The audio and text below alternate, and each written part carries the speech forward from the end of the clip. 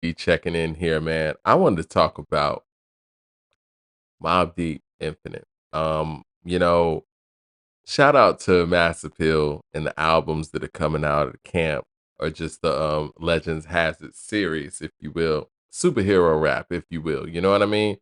Um, there's so many things that I could say about Mobb Deep's Infinite, but I want to start off here, man. Posthumous efforts usually sound as such. If I never knew that, Prodigy was no longer with us and this album was put out, I would think that, Mobb Deep was just back with that Mobb Deep sound and that feel. And the fact that Prodigy hasn't been here in 8 years. I don't know the timeline of when these verses were recorded, where they got these verses or whatever, whatever.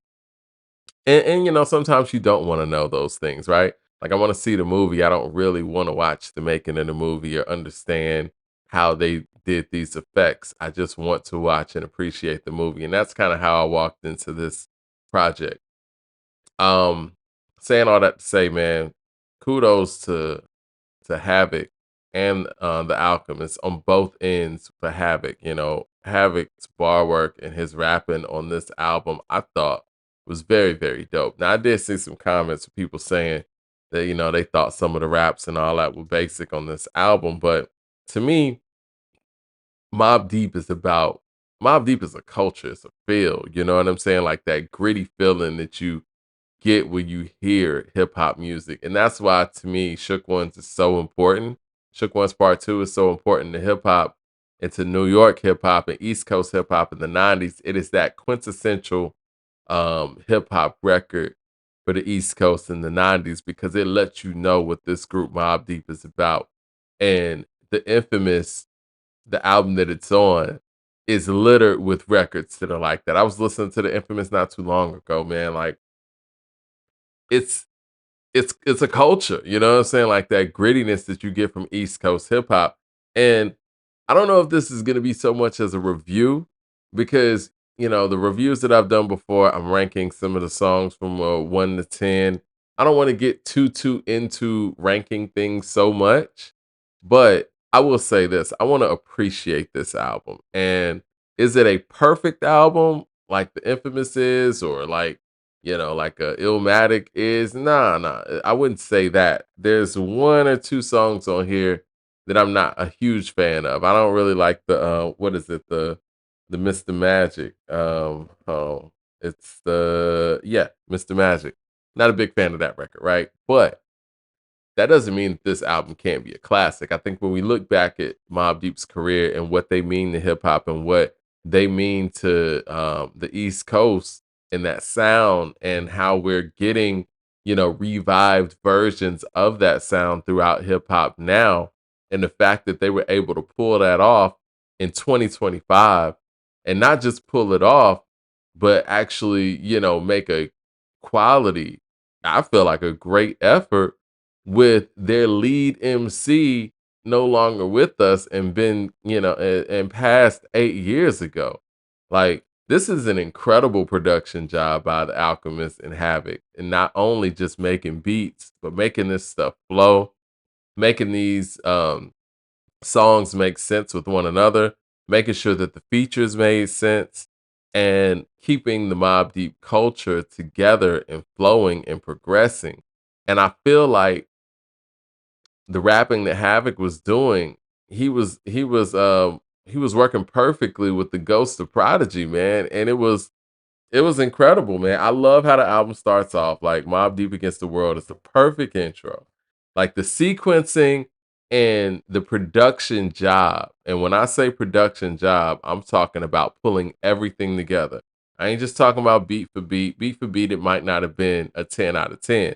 But if we're talking about what the production job entails, as far as getting the features, getting the right people on the right songs, putting the songs in the right order and things like that, and coming with the right culture and the right tone and setting the tone, man, Havoc and Alchemist did a perfect job of this, man. And I think that the production job on this album and the verses that they were able to get from Prodigy to me make this album stand out among many of its peers in 2025. Um, I want to give them credit for that. Is this a classic? I'm gonna say yes. And I know people will say, that is a knee-jerk reaction. But I think all of us can come to the realization that yes, this is probably Mobb Deep's final album. And if you're gonna go out on a note like this, I think everyone out there who's a Mobb Deep listener, a hip hop fan, you feel that this is a suitable send off, and they're going out on a high note. And they picked the right Prodigy stuff. Like I don't know how they did it. And it's like when I was listening to a couple of the songs ahead of time, I only listened to two. I was like, yeah, I feel really good about this album. Then you get Clips on this album doing what they do. Then you get Ray and Ghost on this album doing what they do. You got Nas on this album doing what he does. And this is all family. You know what I'm saying? And Clips ain't quote unquote family, but you could tell that Mobb Deep as a group and as a duo, they were very influential to, the approach that Push and Malice took to some of their grittier rhymes, right? And we got Mobb Deep culture all over this album. Now, is this an album of the year? It's a contender, yes. But I do think that it's one of those albums that you're going to go back and listen to. Like I said, is it perfect? Where it's like, from a technical standpoint, where they talked about, took on a whole bunch of other subjects, whatever, and took on a bunch of different soundscapes. I wouldn't say that, but I will also say you have to understand the constraints that this group is probably working under because you're working with I don't want to say a handful of Prodigy verses, but you're working with Prodigy performances and verses that are 8+ years old that you got to pull together and make songs out of these things, right? And you don't have the ability to talk about something current. You don't have the ability to speak on the current climate, whether it be socio-political climate, whether that be whatever. You don't have those abilities. And with that constraint, you were able to make an album like this that I feel like we're going to consistently go back to. It makes me feel like, man, for the artists who are out here living and the groups that have living members, it's like, what are you doing? If Mobb Deep was able to make an album like this with Prodigy not here and passed away 8 years, I mean, like, what's stopping whatever group is out there that is still has their vocal cords and still has their brain and their ability to record? Like, what is stopping you? And so for that, I'm sorry, man. Like, I'm not gonna go as to, the five mic standard or whatever. But I just think that the fact that we were able to get an album of this level and this magnitude from Mobb Deep in 2025 with Prodigy passed away 8 years ago, you know what I mean? 8+ now. I'm sorry. I think this is gonna be a classic. It's gonna go down as a classic as it should. I mean, let's think about if the Beatles or if the Beach Boys or whoever, made an album like this with their lead guy dead 8+ years, what would mainstream media be saying about that? You know what I'm saying? Like, this is incredible to do. And I got to give Havoc, once again, not to be repetitive, man. Havoc and Alchemist should get a lot of credit for this, man. And Havoc specifically because he had to also bounce off of the Prodigy verses that he had. And I know for a lot of us listening to the album, it was emotional. I can't imagine how emotional this process was for Havoc. And he handled it like a champ. He went in there, was spitting his, what I'm saying, spitting his ass off and handling the production job and pulling it all together and sequencing it and keeping that mob culture alive. And I don't know, man. I don't have the regular standard review for this. I just want to give this album its flowers. And I think that this album did something special that we haven't seen in hip hop not just in a long time, but possibly ever. And again, let me know if you think I'm tripping on this and if I'm overrating this album. But I personally think that Infinite is gonna go down as a classic. And for those who have Mobb Deep already at number one when it comes to duos, I'm sure this elevates that. But for the people who don't, and I didn't, I have Outkast.